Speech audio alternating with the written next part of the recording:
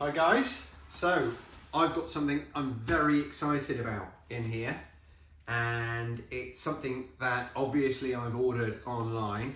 If you listen to the podcast, the Self-Sufficient Hub podcast, I've done a couple of episodes on caffeine and becoming self-sufficient in caffeine if you want it.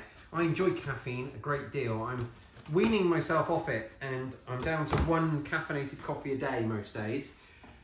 But in September, I'm doing a self-sufficient challenge where I'm only going to eat and drink things that I can produce here.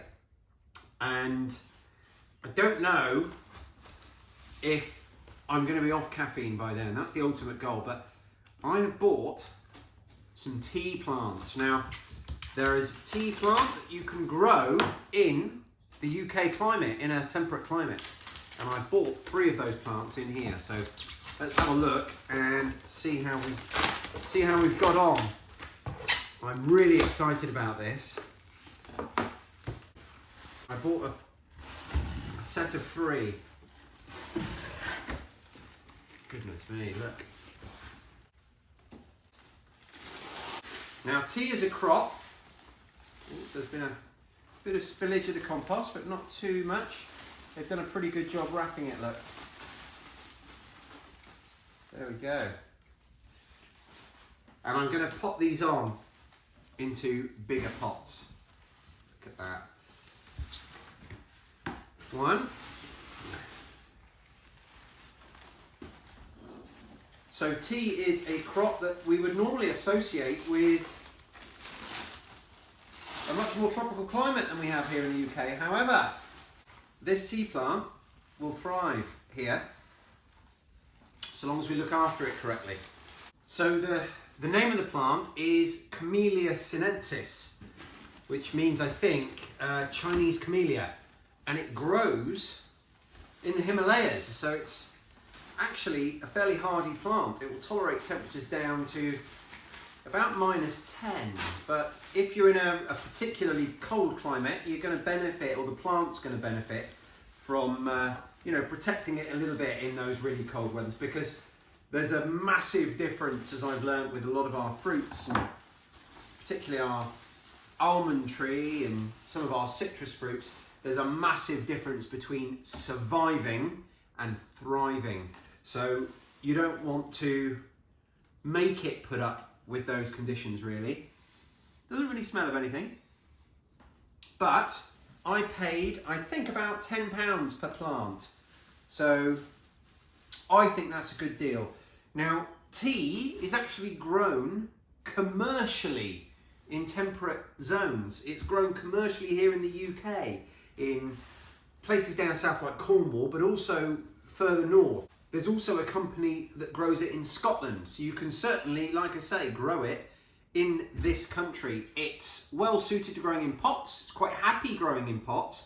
It likes a slightly acidic soil, but it's not going to worry too much. So long as it's not a limey soil, you're going to be okay. So if you're going to add compost, ericaceous compost is better. You can pot it in pots, and then that gives you the ability to put it in your greenhouse over winter. I'm not 100% sure what I'm going to do yet. For now, I'm going to put it in big pots for this year.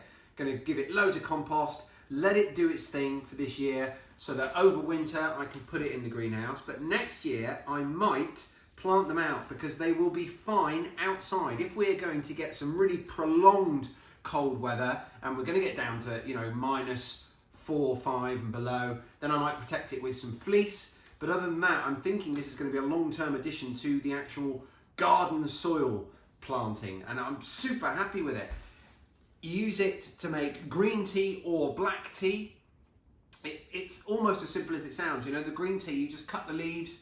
I haven't done much research on it yet. I've never made tea before, so I'm not an expert, but basically you can make green tea just by cutting the leaves, I think, and just chopping them up and steeping them in water, and I think it's as simple as that. There might be a bit more to it. And for black tea, you kind of do the same, but you crush them with like a pestle and mortar.